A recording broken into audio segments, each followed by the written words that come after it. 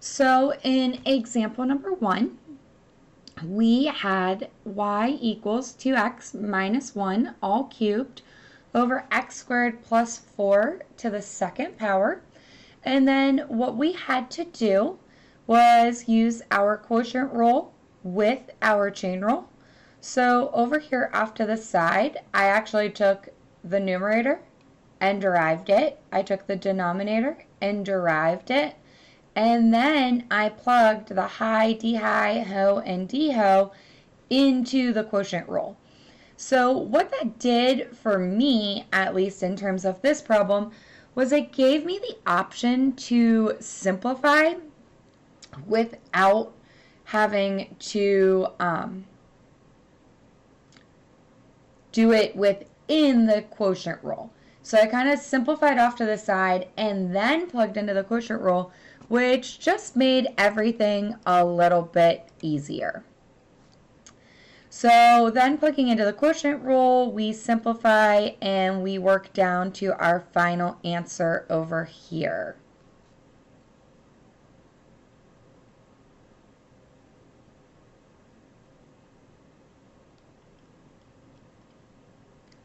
In number 2, we have the sine cubed of x as our part 1.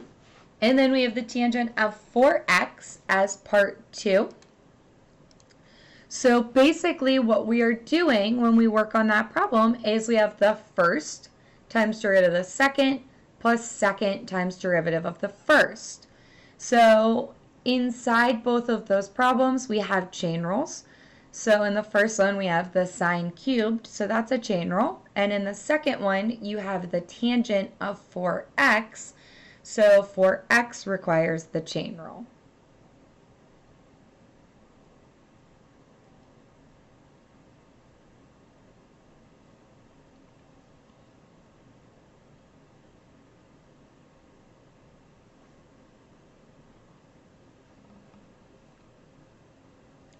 And again, guys, at any point, whether you're remote or in person, if you have questions at all on any of these, do not hesitate to ask.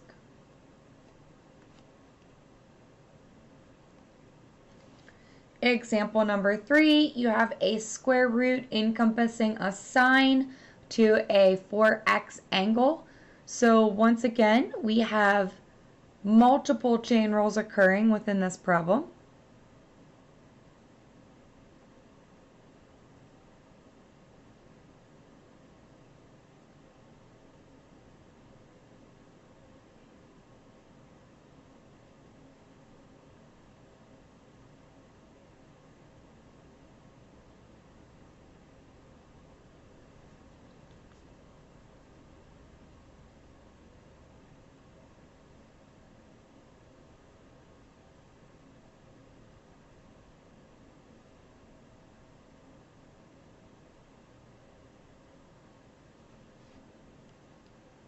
And then example number 4. So you have the secant squared of 5x. And then again, I rewrote it. Anytime I have a secant to a power, I rewrite that power up above.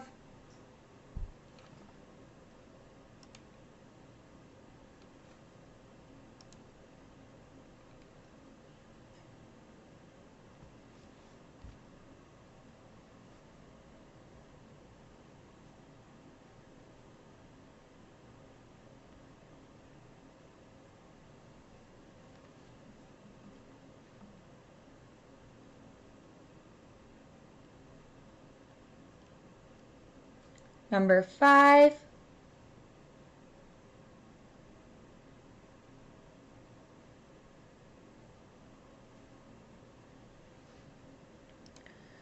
So 5 is an example of function composition.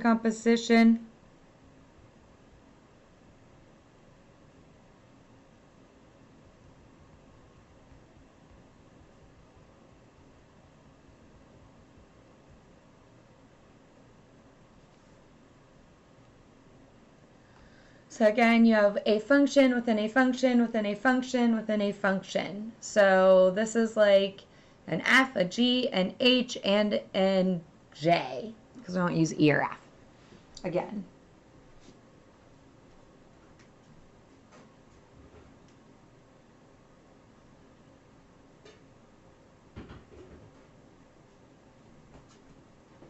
Oftentimes with trig functions and function composition like this, you can't really simplify the problem because there's not much simplification to be had.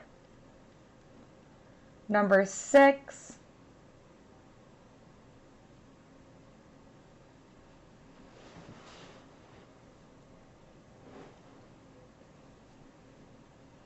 So we have two different types of chain rules with trig functions here happening on cotangent. You have one cotangent that has a problem within it, and then alternatively you have a cotangent raised to a power.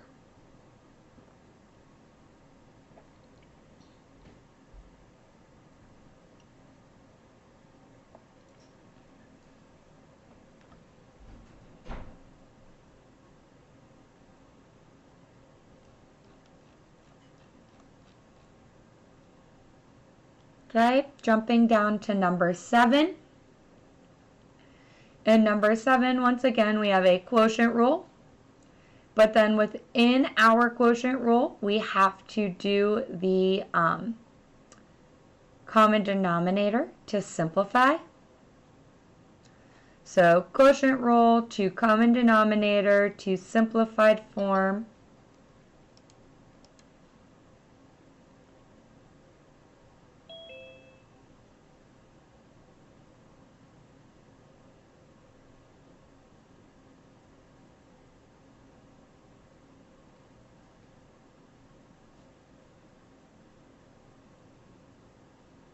So again, I think this is one of the hardest or trickiest ones kind of to work through because that square root and the common denominator and the fractions within the fractions, it all takes a little bit of time, and you have to make sure you are following through completely with each of those types of problems.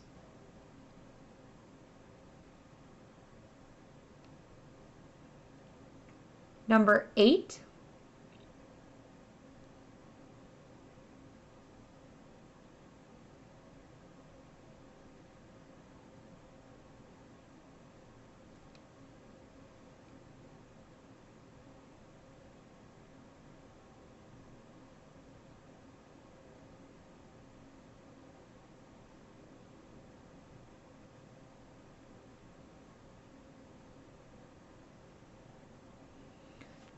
So once again, I like to rewrite my powers on trig functions outside them so that I can see that it is a power on the outside, much like a x cubed or a variable to a power, as opposed to the trig function being cubed and trying to do the trig function, then take the power.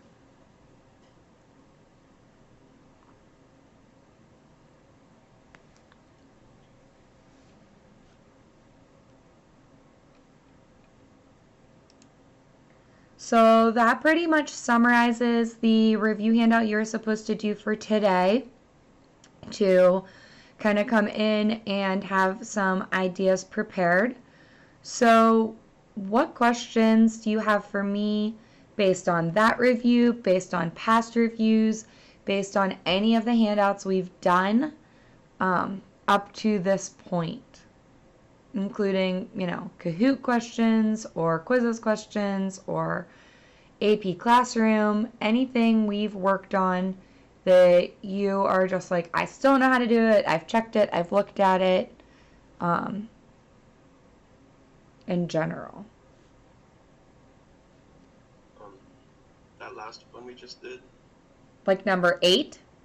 Yeah. Okay, sure. I have that, the 3 tan squared sine x secant squared sine x cosine x. Mm-hmm. Trying to figure out. Honestly, so from this line to the bottom line, I kind of go from like, okay, here's your full points. Here might be giving you some bonus points. So, Oh, yes. So, and I should probably, I don't know if I can, there we go. So, like, this is totally fine. Where you're maybe, like, trying to see what I did different is a tangent, by definition, is sine over cosine. So by definition, the tangent is sine over cosine. So what I did was basically say, okay, I'm going to rewrite the tangent as sine over cosine. But whatever the angle of the tangent is has to follow with the sine and cosine. So that's where the beginning came from. Now the secant is really 1 over the cosine. So again, whatever its angle is has to follow with it. So we have sine squared, cosine squared, 1 over cosine squared. So what happens is I end up getting 4 cosine squared sine x in the denominator. So that's where this part came from. The cosine sort of tagged along over here. And then that's where this came from. So it's not necessarily like that it helped a lot. It just kind of turned it into our sine and cosine trig functions. So if I asked you to evaluate this, a lot of times if I said, okay, now I want you to tell me what y prime of pi fourths is, you're more likely to be able to know what y prime of pi fourths is using sines and cosines than you are tangents and secants. So just going back and kind of getting comfortable with trig identities and making those changes. So again, I'm totally cool with that second line. I kind of think at that time when I was working through this, was trying to see if it did simplify down, and it really didn't. It was just me kind of playing with my trig identities. gotcha. That makes sense. I was forgetting that tan was sine over cosine. Exactly. So it's just kind of one of those, like, your focus in the spring wasn't as much on trig identities as, maybe I would have liked. So sometimes I have a tendency to go backwards and apply those identities a little more than you guys are used to. That's all. Thank you. You're very welcome. So, no other questions, guys, on any of the past handouts? Then I was really hoping to maybe have 9, but what I'm going to do is put you guys into breakout rooms. I'm going to rotate within those breakout rooms, and you guys are going to collaborate and work on the chain rule stations together for about a half an hour, and then we're going to come back together, and I'm going to have you guys sort of rotate through, and we're going to round robin sharing our answers to the chain rule station activity, so I can see exactly what each of you are doing and how you're working. So I am going to see about having you guys all turn on your videos. And then I'm going to throw you into breakout rooms with your classmates.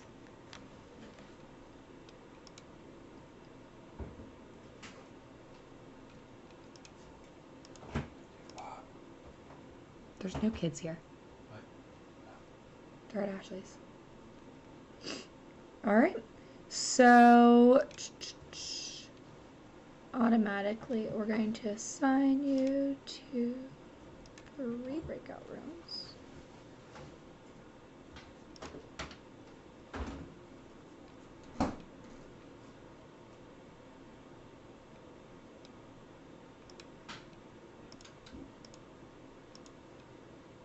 Okay.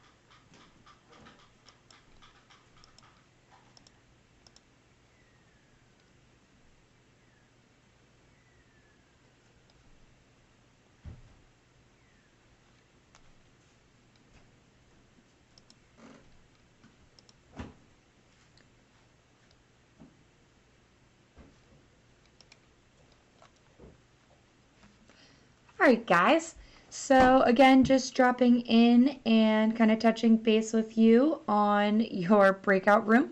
So if that made sense, basically what I want you guys to do is to kind of work as a group. You'll be able to talk to each other and basically go over sort of the handout and review worksheet we're doing. So that worksheet looks like this. It says the chain rule stations. So this again, like I said, it's on the chat or not on the chat, the channel in Teams. And then it was on AP in our AP folders on Fusion. But since I can't leave my screen up for you, you'll have to either open it up on your computers. But basically, I just want you to go through. There's a couple questions for each one. So I'm going to have your group focus on stations 1, 3, and 5. So if your room and group will work on 1, 3, and 5, I'm going to have the other group work on 2, 4, and 6. Does that make sense? Yep. Good? Awesome. So I'm going to go bump over into their breakout session now too.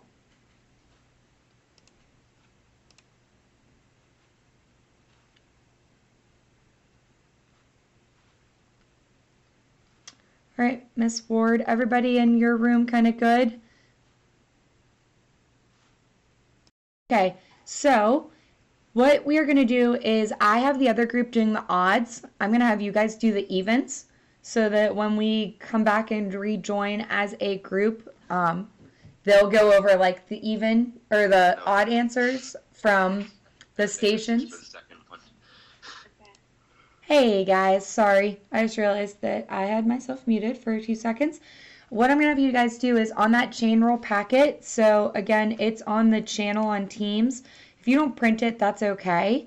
You guys are going to do the even stations. So you're going to do station 2, you're going to do station 4, and you're going to do station 6. And then the other group is going to do the odd stations. And when we come back to collaborate, I am going to have you guys give the answers to your stations and they'll give the answers to theirs. Sounds good. Okay? Is everybody able to get the worksheet and everything okay? And again, you don't have to download it. You can write your answers like on paper and just have it up on your computer screen if you want. Okay? I'm using my phone. Okay, your phone screen. But you know what I mean. Like it doesn't have to be printed. All right. And then I don't know if I leave your breakout room. Do you know if you can call me back in? Because I can't be in like both breakout rooms at once. So I was gonna hang out in like the main area. Or if you need me down here that says ask for help. All right. So, I think that will pull me back in then. Yeah. So if you guys get stuck on a problem, you can do that, or you can hit the chat and I'll be able to come back in because I'll see your chat messages. okay. All right, guys, I'll be around. So let's start with station number 1. So if you were in station number 1, go ahead and we'll round robin. So let's see, that would have been what? Zach, Nick, Maddie. And did we lose Austin? Wasn't Austin in your group? Or was he like never really there? He said hi, and then that was it. Okay. Good. All right, so let's go. Zach, what'd you get for number 1? -6. So I have G of 3 being 2, F of 2 is 8. Did you guys take? Okay. Did you guys take the derivative? Okay. Or maybe you just thought it. That's okay. So number 1, you guys should have 8. So again, if you were in like the even group station and you want to write down your answers to use this to like study for Monday's quiz, you totally can. Number 2, Nick. We got f prime of g of times g prime of x. Perfect. Number 3, Maddie. I got 3. Ooh, okay. So for number 3, I had 12. So let's talk about how we get 12. So what I did was I used the formula that Nick just gave. So it's f prime of 1 equals f, or h prime of 1 rather, equals f prime of g of 1 times g prime of 1. So then if we tag that along into our table, g of 1 is 1. So f prime of 1 is 3. So you should have 3 times g prime of 1, which was 4. So 3 times 4 was 12.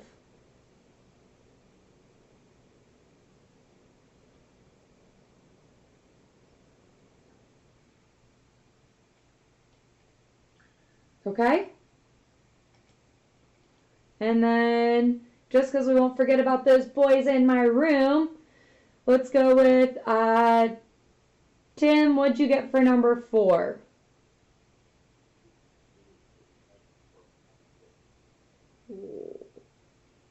Loud, Tim. I know you're a quiet kid.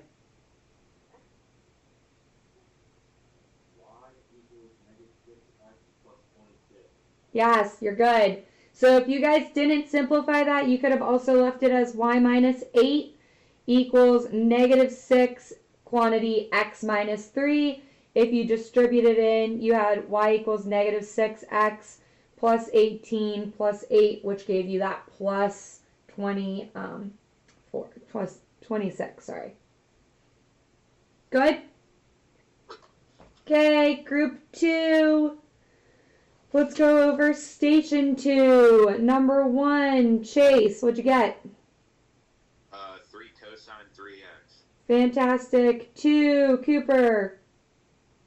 We got negative 2x squared times sine of 2x plus 3 plus 2x times cosine of 2x plus 3. Fantastic. Excellent. And Caitlin. Alright, for number 3 we got 2 sine quantity 3x squared minus 2x plus 1 times cosine quantity 3x squared minus 2x plus 1 times 6x minus 2. Fantastic. Excellent job. Awesome, guys. Station 3. Okay, let's go with, I'm just going to rotate through again, but I'll switch it up. Let's go Maddie, number 1. I got 0. Okay, let's re-look at that. Where's my chain of stations? Okay, so on station 3, number 1, view, 1 page. So let's go with page width. Okay. So it's asking you for h of x equal to g of f of x at h of 2. So you weren't taking the derivative. So basically what you're doing is finding g of f of 2. So f of 2 from our graph, you went over to 2 and up. F of 2 is 1, so then you had to find g of 1, and g of 1 was negative 2. Yeah, I read it wrong and I just took the derivative. When you gave your answer, I was like, I don't have the derivative answer down, but I feel like that's the derivative. Yep, no problem. Okay. Back to our class. Nick, number 2. Negative 2. That's what I have as well. And Zach, number 3. 6. Do you just have positive 6 or negative 6? Positive. Okay, I have negative 6, so let's do that one again. So number 3, you have k of x equals f of x cubed. Find k prime of negative 1. So again, your k prime in general would have been k prime of x equals f prime of x cubed times 3x squared. And then at negative 1, that was like f prime of negative 1, because a negative 1 cubed is negative 1, times 3, because negative 1 squared was 1. So you had 3 times f prime of negative 1. So going to your graph now, in order to find f prime at negative 1, you had to find the slope of this line at negative 1. So you weren't plugging in the value of negative 1, you were finding the slope. So it goes up 2 over 1, up 2 over 1. So actually, I think you're good. It is 6. I don't know why I have a negative.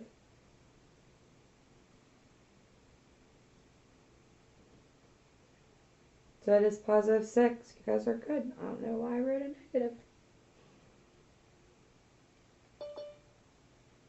Colton. Should we just not let Colton in? What was that? Colton wants in. Oh, he's early. I don't know why. Let me put him in a waiting room. Hold on, guys. Hey, Trevor. Or 4, rather, Trevor.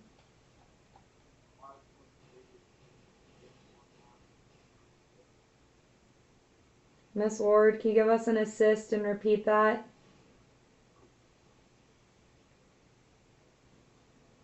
Y plus 2 equals 1/2 x minus 6.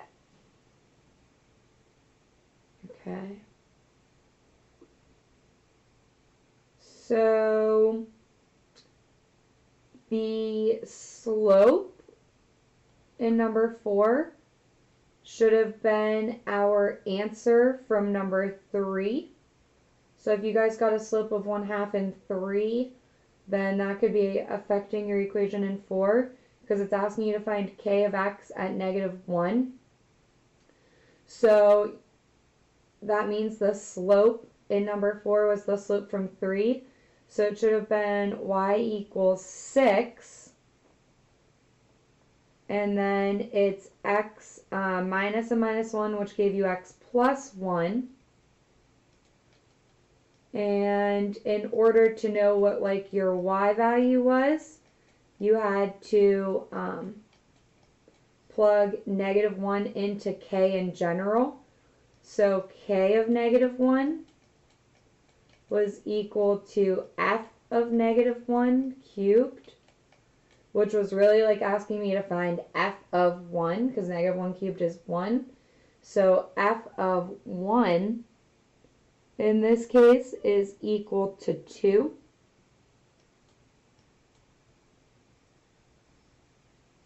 So you should have had y minus 2 equals 6 quantity x plus 1. Okay? Okay, group 4, or station 4, group 2, I guess. What did you get? Let's go back to this. Alright, so Caitlin, what'd you get for number 1? Negative 1. Fantastic. And Cooper, what'd you get for number 2? F prime of x to the 3rd times 3x squared. Excellent. And Chase, number 3? Got 3. Excellent. And number 4, guys, it should be y minus 3 equals 48 quantity x plus 2. Good? Station 5. Okay, number 1, Nick. I got 1/2. Excellent. Number 2, Zach. I got negative 4/3. Okay, I have positive 4/3. Now again, I could have just missed my negative. So, Wait, I think I see my mistake. did you have 2 negatives and just forgot to simplify? Because I have 4/3. I see. Okay. Oh wait. Is it because of the cube root of -1 there? Yes. That'd be a negative, okay. All right, and then Maddie, I hate to do it to you. That one's kind of a pain to read off. I'm gonna, after you read it, I'll share the right answer so everybody can copy it down. I don't know if I got it right. 2x squared minus 2 over the square root of 2x minus 3. Okay, let me share with you what I have. Wait, that's the wrong. We're gonna go to, 1 second, that's my blank one. Let me put up my answer key.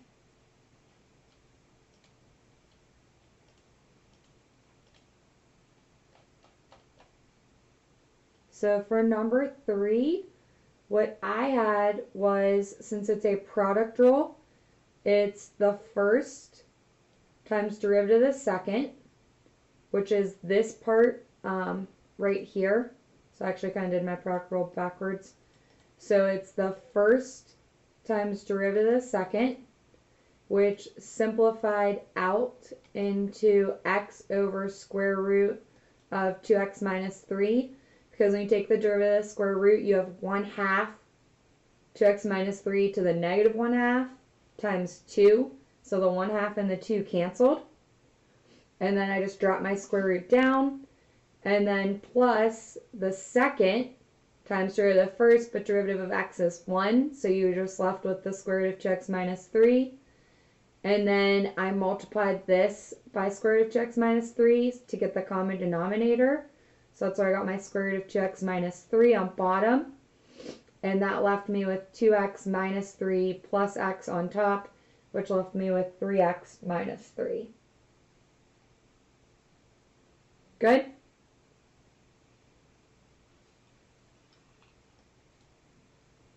Okay, and then last but not least, chain rule group 6.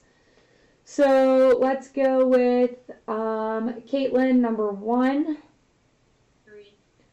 Chase, number 2. No solution. Good. So it's undefined, guys, for that one. There's no way it works because of the fact that you have corners and cusps in your graphs. So we have to remember that you cannot differentiate a function when it has a sharp corner, cusp, or vertical tangent. All right, number 3, Cooper. We got p prime of -1 equals -3. Excellent. And Tim or Trevor, did either of you guys get to number 4?